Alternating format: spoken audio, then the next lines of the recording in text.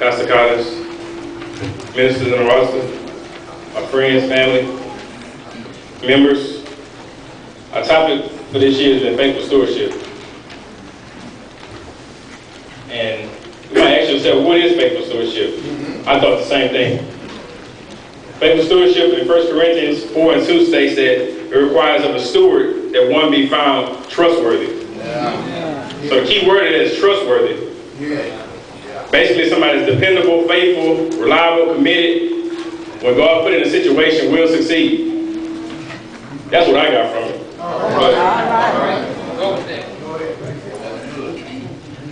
Now that we know what God asks of a faithful steward, how do you become that faithful steward? Well, it states that he has to be trustworthy. So how do we become trustworthy? Through direction. And the Bible is the only way we can get direction. We're not born knowing anything, but we're taught everything that we know.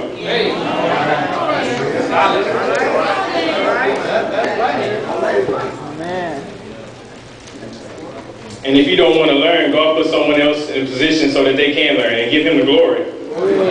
And it tells us in Matthew chapter 25, verse 29, it states that the master replied, "You wicked, lazy servant.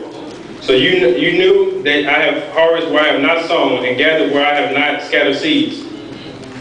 Well then you didn't put my money in deposit of a banker, so that when I return that I will receive interest.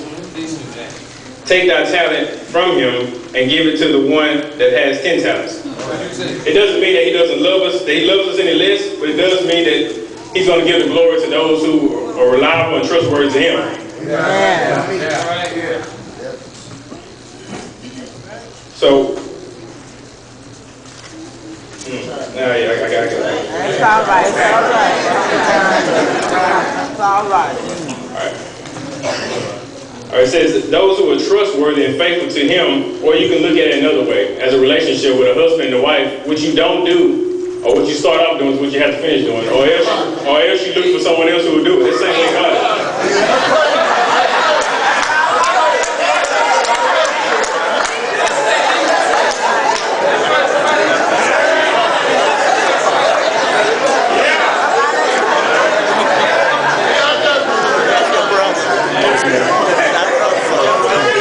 That's not saying that we won't make a mistake because we're never perfect. We make mistakes every single day. I mean, we're just trying to make less mistakes each day. If you made a mistake this week, you want to try to make one less next week. All right. We should always offer God our best, no matter what our circumstances are. We can't determine if we're going to be a faithful steward on how our circumstances or how our day was. If our day was good, we want to be a good servant and come to church. If our day was bad, we don't want to come to church. We can't let our circumstances determine if we're going to be that faithful steward. James chapter 1 verse 2 states that, "Call it all joy when you fall into various trials, knowing that testing of your patience is being done, so that you're lacking nothing."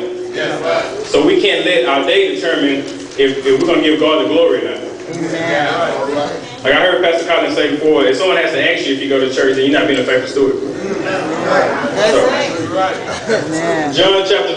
And if you want to know if you're being a faithful steward or not, I found a verse in the Bible, John chapter 14, 11 through 12. It states that, "Believe me that I am in the Father and the Father is in me, or else believe me for works themselves." Faithful stewards, the works themselves. "But most assuredly I say to you, he that believes in me, the work that I do, he'll do also." And I come to find out that if you live like no one else, later in life you can live like no one else, meaning that if we live like nobody of the world, then we can live in a place that nobody of the world has been. And that's in heaven. So, I ended with a little story on faithful stewardship. It was a girl and a grandmother. The little girl's like 5 or 6 years old. They stayed together. The grandmother read the Bible every morning, every night. And one day, the grandmother went into the kitchen to make something to eat. And then the little girl was playing with the Bible, and the grandmother came out to her and told her that this is something that you don't play with. This is something that you trust in, gives you direction, you have faith in, and in time of need, when all else fails, you stand on God's word. After they ate, the little girl and the grandmother went to bed, and the little girl got up before the grandmother and went to go play in the room with her toys. So the grandmother was sitting in the bed, she was asleep, and the little girl went in there, she tried to turn on the light. They had a string for, like they had a light switch, and she got a chair, and she put the chair up there, and she still couldn't reach it. She got 2 phone books. She put 2 phone books. She still couldn't reach it. So she looked over and she saw the grandmother's Bible. The first thing that came to her mind was, this is something you trust in, believe in, and when all that's failed, you stand on God's word.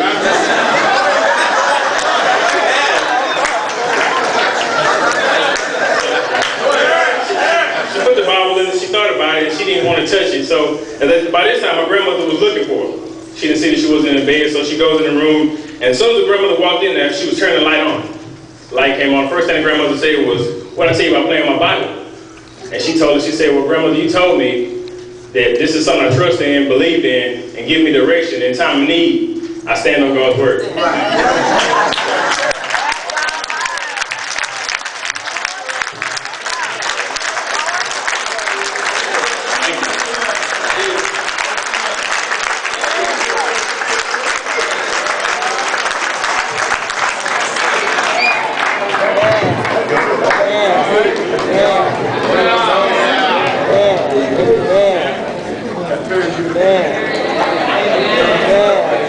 Amen.